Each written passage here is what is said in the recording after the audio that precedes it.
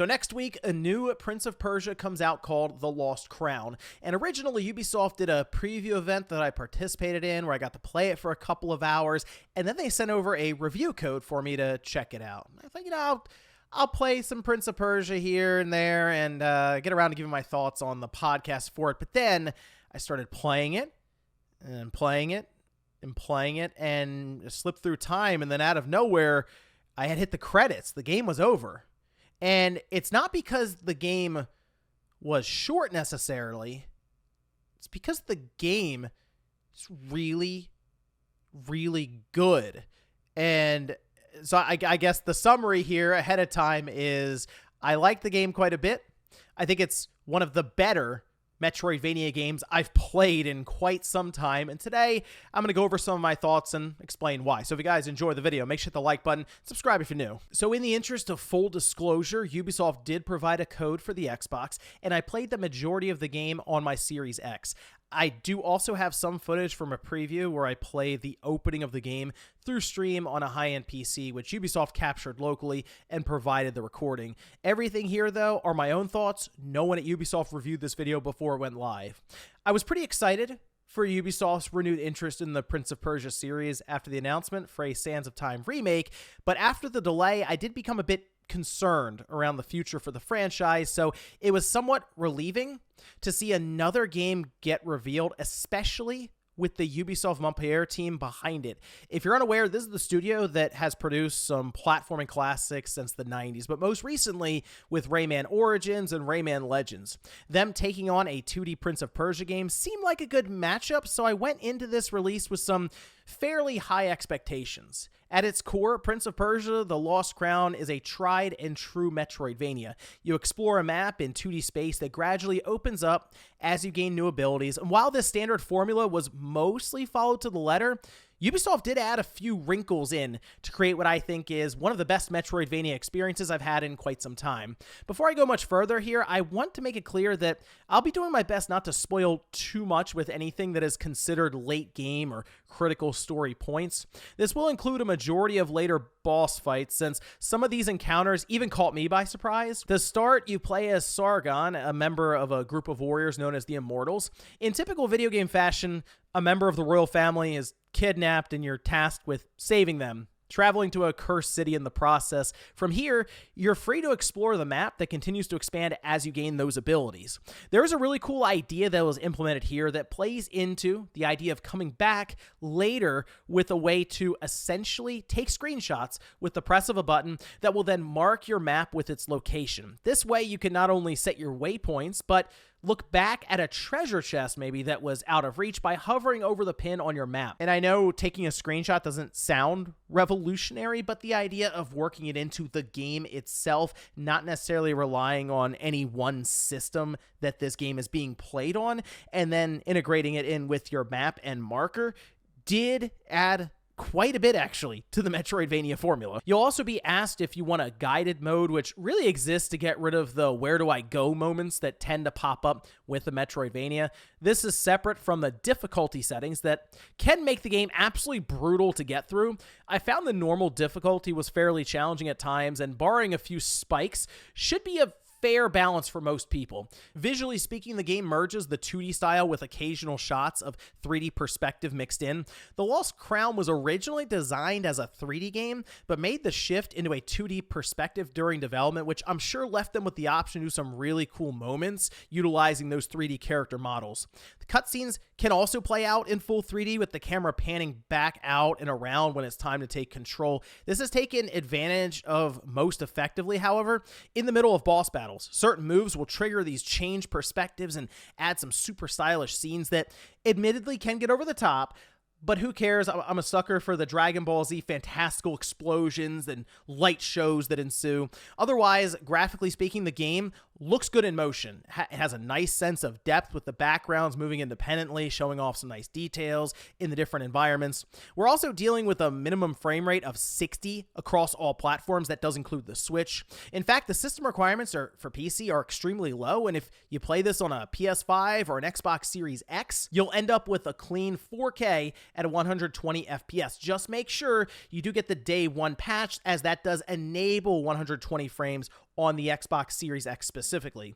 It's a smooth looking and responsive game, which is what you want out of what I would call a precision platformer. Okay, well, a precision platformer if you want it to be. This breaks us down to the two main phases of play here, platforming and combat. And let's start with the platforming, which is something I figured was a lock with this studio, and I'm happy to say it's excellent. As Sargon, you are in control of a more acrobatic character, and that is on full display. Wall jumping, swinging, dashing your way through each room. Once you start getting your powers, it will continue to stack new interesting ways to tackle these obstacles. For example, one power allows you to create a place in time and space and then return there with the press of a button.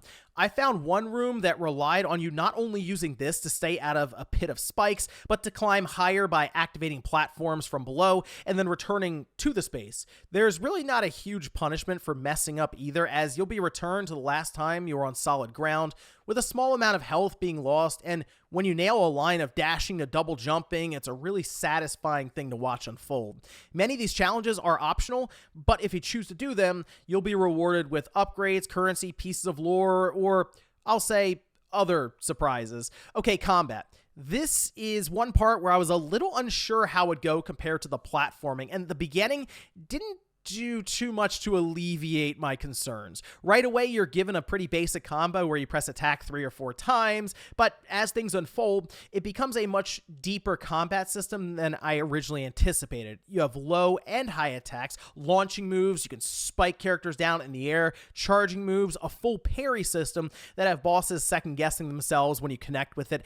I do recommend you check out the training NPC early on in the game to learn how some of these combos work and how you can interchange some of the specialized abilities that you gain throughout the game, because there is a lot here to master. You'll unlock these special moves throughout, which include some awesome screen clearing destruction. I still think the platforming is the focal point for this game overall when you break down where you'll be spending the majority of your time, but the combat does not lag far behind. All of this does, however, play into the bosses, since in every encounter, platforming and combat meet in the middle. The thing I really like about each of these boss battles is there was a sort of emphasis on a new power or ability that you had recently received, and it plays into the idea of trial by fire, teaching you different ways to use these abilities when faced by what looks like an overwhelming foe.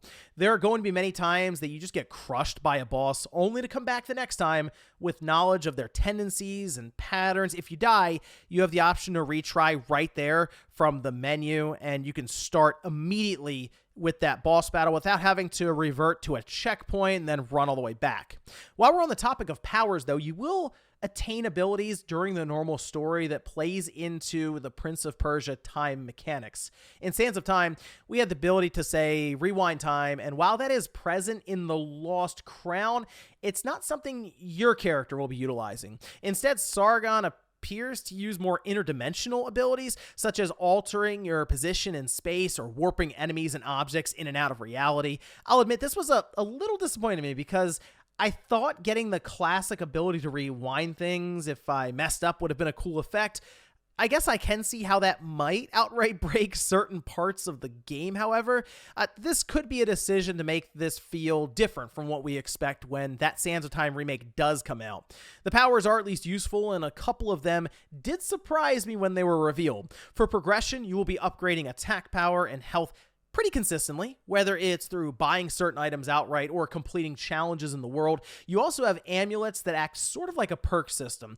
Each one will have different effects on your character, such as adding an extra life bar or letting you do more damage in the air.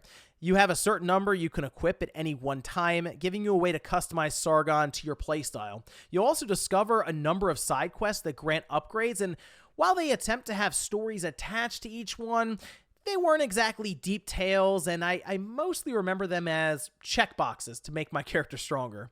I do want to point out a few negatives as well, with my biggest sticking point here being the lack of a mini-map option for the HUD. Rather than have even a small window available to view in real time anywhere on the screen while running through that map, I found myself constantly pressing the menu button to view the map to make sure I was going in the right direction. This broke up gameplay consistently throughout my entire run-through of Lost Crown, and the field of view can also be pretty poor at times, leaving you to do more leaps of faith than I would like in a platform that can already have you sweating. The story also didn't do much for me other than being there almost as, I guess, a necessity to hold everything else together.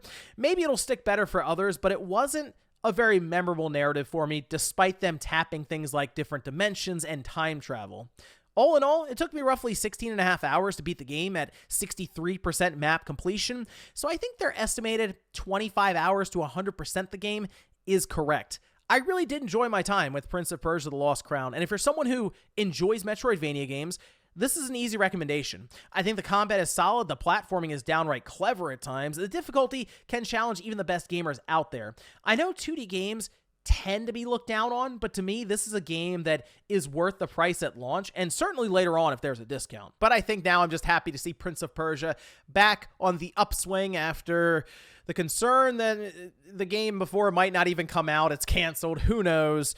This one, though, high quality, awesome to see Prince of Persia with this kind of release. One that I can recommend to people to check out. If nothing else, hey, a demo's live now, so you can check it out on whatever platform you'd like to and see what you think for yourself. But let me know what you guys think about this down below. With Prince of Persia: The Lost Crown coming out next week, are you interested in checking it out? Thanks guys for watching, and I'll see you next time.